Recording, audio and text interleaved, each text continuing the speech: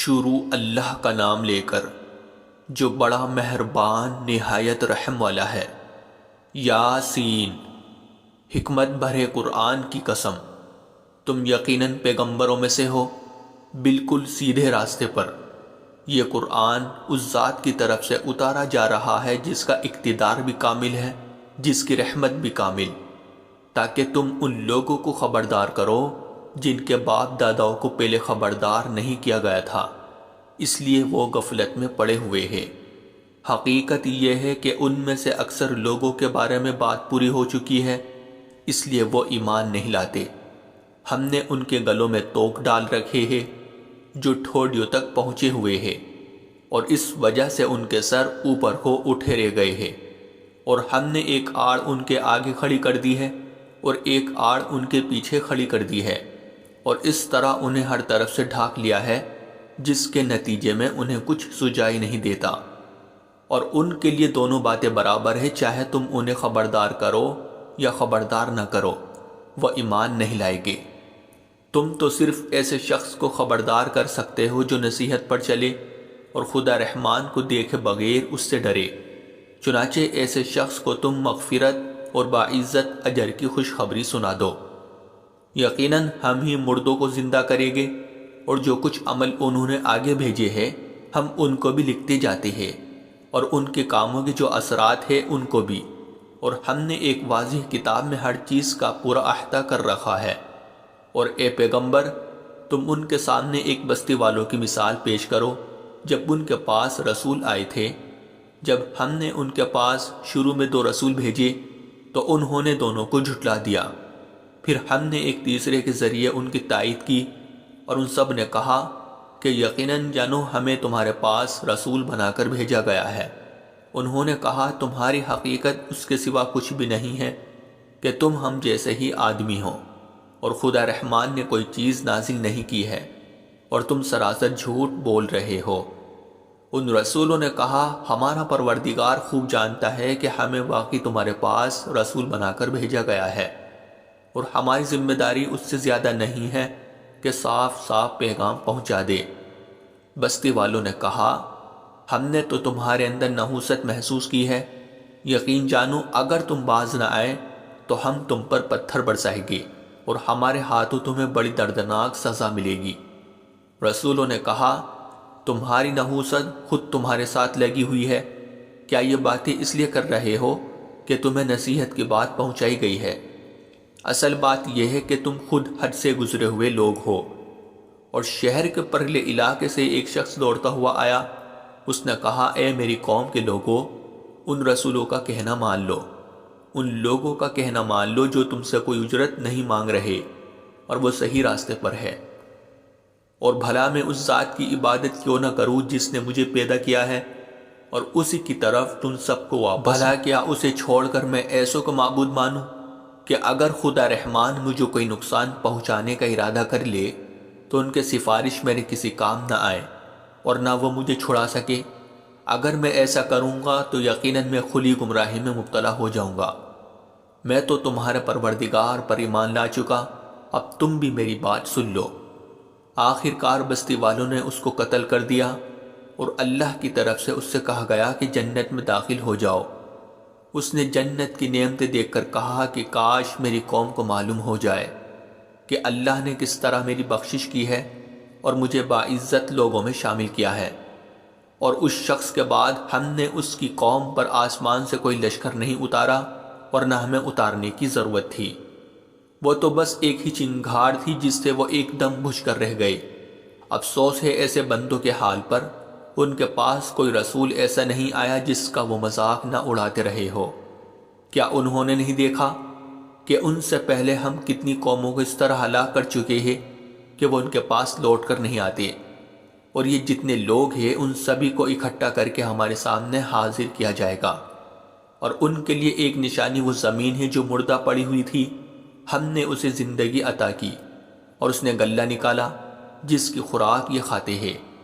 اور ہم نے اس زمین میں کھجوروں اور انگوروں کے باغ پیدا کیے، اور ایسا انتظام کیا کہ اس میں سے پانی کے چشمے پھوٹ نکلے تاکہ یہ اس کی پیداوار میں سے کھائے، حالانکہ اس کو ان کے ہاتھوں نے نہیں بنایا تھا، کیا پھر بھی یہ شکر نہیں کرے گے؟ پاک ہے وہ ذات جس نے ہر چیز کے جوڑے جوڑے پیدا کیے ہیں، اس پیداوار کے بھی جو زمین اگاتی ہے اور خود انسانوں کے بھی، اور ان چیزوں کے بھی جنہیں یہ لوگ ابھی جانتے تک نہیں ہیں۔ اور ان کے لیے ایک اور نشانی رات ہے، ہم اس پر سے دن کا چھلکا اتار لیتے ہیں تو وہ یکا یک اندھیرے میں رہ جاتے ہیں، اور سورج اپنے ٹھکانے کی طرف چلا جا رہا ہے۔ یہ سب اس ذات کا مقرر کیا ہوا نظام ہے جس کا اقتدار بھی کامل ہے، جس کا علم بھی کامل۔ اور چاند ہے کہ ہم نے اس کی منزل ناپ تول کر مقرر کر دی ہے، یہاں تک کہ وہ جب ان منزلوں کے دورے سے لوٹ کر آتا ہے تو کھجور کی پرانی ٹہنی کی طرح پتلا ہو کر رہ جاتا ہے۔ نہ تو سورج کی یہ مجال ہے کہ وہ چاند کو جا پکڑے، اور نہ رات دن سے آگے نکل سکتی ہے، اور یہ سب اپنے اپنے مدار میں تیر رہے ہیں۔ اور ان کے لیے ایک اور نشانی یہ ہے کہ ہم نے ان کی اولاد کو بھری ہوئی کشتی میں سوار کیا، اور ہم نے ان کے لیے اسی جیسی اور چیزیں بھی پیدا کی جن پر یہ سواری کرتے ہیں، اور اگر ہم چاہیں تو انہیں غرق کر ڈالے، جس کے بعد نہ تو کوئی ان کی فریاد کو پہنچے اور نہ ان کی جان بچائی جا سکے۔ لیکن یہ سب ہماری طرف سے ایک رحمت ہے اور ایک معین وقت تک زندگی کا مزہ اٹھانے کا موقع ہے جو انہیں دیا جا رہا ہے۔ اور جب ان سے کہا جاتا ہے کہ بچو اس عذاب سے جو تمہارے سامنے ہیں اور جو تمہارے مرنے کے بعد آئے گا تاکہ تم پر رحم کیا جائے، تو وہ ذرا کان نہیں دھرتے، اور ان کے پروردگار کی نشانیوں میں سے کوئی نشانی ایسی نہیں آتی جس سے وہ منہ نہ موڑ لیتے ہو۔ اور جب ان سے کہا جاتا ہے کہ اللہ نے تمہیں جو رزق دیا ہے اس میں سے غریبوں پر بھی خرچ کرو، تو یہ کافی لوگ مسلمانوں سے کہتے ہیں کہ کیا ہم ان لوگوں کو کھانا کھلائے جنہیں اگر اللہ چاہتا تو خود کھلا دیتا؟ مسلمانوں، تمہاری حقیقت اس کے سوا کچھ بھی نہیں کہ تم کھلی گمراہی میں پڑے ہوئے ہو۔ اور کہتے ہیں کہ یہ قیامت کا وعدہ کب پورا ہوگا؟ مسلمانوں بتاؤ اگر تم سچے ہو۔ دراصل یہ لوگ بس ایک چنگھاڑ کا انتظار کر رہے ہیں جو ان کی اجت بازی کے عین درمیان انہیں آ پکڑے گی۔ پھر نہ یہ کوئی وصیت کر سکے گی اور نہ اپنے گھر والوں کے پاس لوٹ کر جا سکے گی۔ اور سور پھونکا جائے گا تو یکا یک یہ اپنی قبروں سے نکل کر اپنے پروردگار کی طرف تیزی سے روانہ ہو جائے گے۔ کہے گے کہ ہے ہماری کمبختی، ہمیں کس نے ہمارے مرکز سے اٹھا کھڑا کیا ہے؟ جواب ملے گا کہ یہ وہی چیز ہے جس کا خدا رحمان نے وعدہ کیا تھا اور پیغمبروں نے سچی بات کہی تھی، اور کچھ نہیں، بس ایک زور کی آواز ہوگی جس کے بعد یہ سب کے سب ہمارے سامنے حاضر کر دیے جائیں گے۔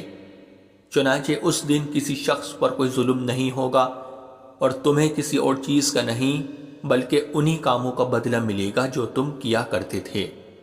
جنت والے لوگ اس دن یقیناً اپنے مشغلے میں مگن ہوگے، اور وہ ان کی بیویاں گھنے سایوں میں آرام دانشتوں پر ٹیک لگائے ہوئے ہوگے۔ وہاں ان کے لیے میوے ہوگے اور انہیں ہر وہ چیز ملے گی جو وہ منگوائے گے۔ رحمت والے پروردگار کی طرف سے انہیں سلام کہا جائے گا، اور کافروں سے کہا جائے گا کہ اے مجرموں، آج تم مومنوں سے الگ ہو جاؤ۔ اے آدم کے بیٹو، کیا میں نے تمہیں تاکید نہیں کر دی تھی کہ تم شیطان کی عبادت نہ کرنا؟ وہ تمہارا کھلا دشمن ہے، اور یہ کہ تم میری عبادت کرنا، یہی سیدھا راستہ ہے۔ اور حقیقت یہ ہے کہ شیطان نے تم میں سے ایک بڑی خلقت کو گمراہ کر ڈالا، تو کیا تم سمجھتے نہیں تھے؟ یہ ہے وہ جہنم جس سے تمہیں ڈرایا جاتا تھا، آج اس میں داخل ہو جاؤ کیونکہ تم کفر کیا کرتے تھے۔ آج کے دن ہم ان کے منہ پر مہر لگا دیں گے، اور ان کے ہاتھ ہم سے بات کریں گے، اور ان کے پاؤں گواہی دیں گے کہ وہ کیا کمائی کیا کرتے تھے۔ اور اگر ہم چاہیں تو یہیں دنیا میں ان کی آنکھیں مل یا میٹ کر دے، پھر یہ راستے کی تلاش میں بھاگے پھرے، لیکن انہیں کہاں کچھ سجائی دے گا۔ اور اگر ہم چاہیں تو ان کی اپنی جگہ پر بیٹھے بیٹھے ان کی صورتیں اس طرح مسخ کر دے کہ یہ نہ آگے بڑھ۔ ہم جس شخص کو لمبی عمر دیتے ہیں اسے تخلیقی اعتبار سے الٹ ہی دیتے ہیں، کیا پھر بھی انہیں عقل نہیں آتی؟ اور ہم نے اپنے ان پیغمبروں کو نہ شاعری سکھائی ہے اور نہ وہ ان کے شایان شان ہیں۔ یہ تو بس ایک نصیحت کی بات ہے، اور ایسا قرآن جو حقیقت کو کھول کھول کر بیان کرتا ہے تاکہ ہر اس شخص کو خبردار کرے جو زندہ ہو، اور تاکہ کفر کرنے والوں پر حجت پوری ہو جائے۔ اور کیا انہوں نے یہ نہیں دیکھا کہ ہم نے اپنے ہاتھوں کی بنائی ہوئی چیزوں میں سے ان کے لیے مویشی پیدا کیے اور یہ ان کے مالک بنے ہوئے ہیں، اور ہم نے ان مویشیوں کو ان کے قابو میں دے دیا ہے، چنانچہ ان میں سے کچھ وہ ہیں جو ان کی سواری بنے ہوئے ہیں اور کچھ وہ ہیں جنہیں یہ کھاتے ہیں، نیز ان کو ان مویشیوں سے اور بھی فائدہ حاصل ہوتے ہیں اور پینے کی چیزیں ملتی ہیں، کیا پھر بھی یہ شکر نہیں بجا لائے گے؟ اور انہوں نے اللہ کو چھوڑ کر اس امید پر دوسرے خدا بنا رکھے ہیں کہ انہیں ان سے مدد ملے، حالانکہ ان میں یہ طاقت ہی نہیں ہے کہ ان کی مدد کر سکے، بلکہ وہ ان کے لیے ایک ایسا مخالف لشکر بنے گے جسے قیامت میں ان کے سامنے حاضر کر لیا جائے گا۔ غرض اے پیغمبر ان کی باتیں تمہیں رنجیدہ نہ کرے، یقین جانو ہمیں سب معلوم ہے کہ کیا کچھ چھپاتے اور کیا کچھ ظاہر کرتے ہیں، اور کیا انسان نے یہ نہیں دیکھا کہ ہم نے اسے نطفے سے پیدا کیا تھا، پھر اچانک وہ خلم کھلا جھگڑا کرنے والا بن گیا۔ ہمارے بارے میں تو وہ باتیں بناتا ہے اور خود اپنی پیدائش کو بھلا بیٹھا ہے، کہتا ہے کہ ان ہڈیوں کو کون زندگی دے گا جبکہ وہ گل چکی ہوگی؟ کہہ دو کہ ان کو وہی زندگی دے گا جس نے انہیں پہلی بار پیدا کیا تھا، اور وہ پیدا کرنے کا ہر کام جانتا ہے۔ وہی ہے جس نے تمہارے لیے سرسبز درخت سے آگ پیدا کر دی ہے، پھر تم ذرا سی دیر میں اس سے سلگانے کا کام لیتے ہو۔ بھلا جس ذات نے آسمانوں اور زمین کو پیدا کیا ہے، کیا وہ اس بات پر قادر نہیں ہے کہ ان جیسوں کو دوبارہ پیدا کر سکے؟ کیوں نہیں، جبکہ وہ سب کچھ پیدا کرنے کی پوری مہارت رکھتا ہے۔ اس کا معاملہ تو یہ ہے کہ جب وہ کسی چیز کا ارادہ کر لے تو صرف اتنا کہتا ہے کہ ہو جا، بس وہ ہو جاتی ہے۔ غرض پاک ہے وہ ذات جس کے ہاتھ میں ہر چیز کی حکومت ہے، اور اسی کی طرف تم سب کو آخر کار لے جایا جائے گا۔